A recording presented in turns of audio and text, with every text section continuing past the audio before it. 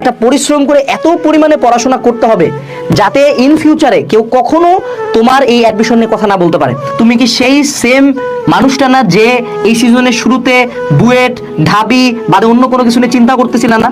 তুমি কিন্তু সেম মানুষটা, তুমি কিন্তু সেম ওই ছেলে বা মেয়ে যে চিন্তা করছিলে ঢাকার 3টা মেডিকেল বাদে অন্য কোথাও গেলে ক্যারিয়ারে কি করব।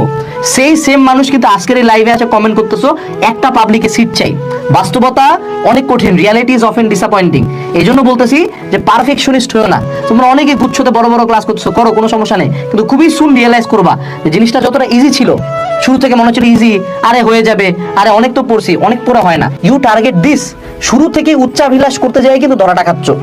যে স্টুডেন্টের লিটারালি কেতাবের ম্যাথ মিলাইতে পারে না, ও মনে করো কোনো একজন বড় ভাইয়ের যে কোনো এক বুয়েটের ভাইয়া লাইভে আসে বসে আমি টিনের চালের ঘরে থাকতাম, আমি 3 বেলা না খায় থাকতাম, আমি বিড়ির আগুনে পড়াশোনা করছি, আমি হলাম নিউজ পেপার থেকে ক্যালকুলাস শিখছি, এখন আমি আছি বুয়েটে। এই যে এই স্টোরি শুনে ও ভাবছে যে আমিও বুয়েটে, কিন্তু ওই যে স্টুডেন্টটা যে বলতেছে এত কষ্ট করে চান্স পাইছে, ও একটা কাজ ডিফারেন্ট করছে, সেটা হলো কুত্তার মতো পড়ছে, প্রচন্ড অধ্যবসায় ছিল তার মধ্যে। তুমি তার স্টোরি থেকে জাস্ট একটা জিনিস পিক করছো যে সে ব্যাকডেটেড ছিল কিন্তু চান্স পাইছে, কিন্তু তার স্টোরি থেকে তুমি অধ্যবসায় এবং পরিশ্রমটা না নাই, এই কারণে তুমি ধরাটা খাইছো। সো এইবার তোমার কিন্তু এটা লাস্ট ওয়ার। এই লাস্ট ওয়ারে তুমি যদি আবার সেম ভুল করো তাহলে কিন্তু কট খাবা। অনেকে বলছো ভাইয়া কোথাও চান্স পাই নাই, অনেক ট্রলের শিকার হচ্ছে, কি করব? একটা কথা বলি বাবা, শুধু তুমি কেন, তোমাদের ঈদটা খুব পিওর শীত গেছে না? এই ঈদটা কিন্তু তোমার জন্য কাইন্ড অফ এক ধরনের অভিশাপই ছিল, যে পুরা ফ্যামিলি না কাপড় কিনতে পারছে, না কোনো একটা জায়গায় মুখ উঁচায় চলতে পারছে।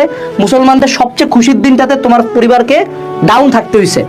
বাস্তবতা কিন্তু এটা, বাংলাদেশ কিন্তু এটা এনশিওর করছে, তোমার আশপাশের মানুষগুলো এটা এনশিওর করছে যাতে তুমি ডাউন থাকো, এবং তোমার বাপ মাকে এনশিওর করেছে যে তারাও যাতে ডাউন থাকে। তো সেক্ষেত্রে আমার অনুরোধ একটাই থাকবে, সেটা হলো হাজি দানেশের ক্ষেত্রে তোমাকে একটা টান দিয়ে একটা পরিশ্রম করে এত পরিমাণে পড়াশোনা করতে হবে যাতে ইন ফিউচারে কেউ কখনো তোমার এই অ্যাডমিশন নিয়ে কথা না বলতে পারে। হাজি দানেশে যারা পরীক্ষা দিবে তারা তোমার চেয়ে কেউ ডিফারেন্ট না, এরাও কোথাও চান্স পায় নাই, বাট এইবার যারা চান্স পাবে তারা শুধুমাত্র একটা কারণে চান্স পাবে, একে তারা বেশি পড়ছে, দুয়ে তারা অনেক বেশি কোশ্চেন সলভ করছে, আর কিচ্ছু না। তুমি জাস্ট প্রতিদিন থেকে এখন থেকে শুরু করে এইচএসটিইউ বা জিএসটি এক্সাম পর্যন্ত 15 ঘন্টা প্লাস পড়াশোনা করো, ডান, ইউ আর ডান। এর বেশি কিছু করতে হবে না, 15 ঘন্টা। এখন বলতে পারো হ্যাঁ 15 ঘন্টা পড়া পসিবল, তোমার ভিতরে জেদ থাকলে মানুষজনকে আমি দেখছি 5 ঘন্টা ঘুমায়, 20 ঘন্টার মধ্যে খাওয়া ঘুম নামাজ বাদে বাকি পুরা টাইম পড়ছে, ঠিক আছে? তো তোমাকে ওই জায়গাটাতে কাজ করতে হবে।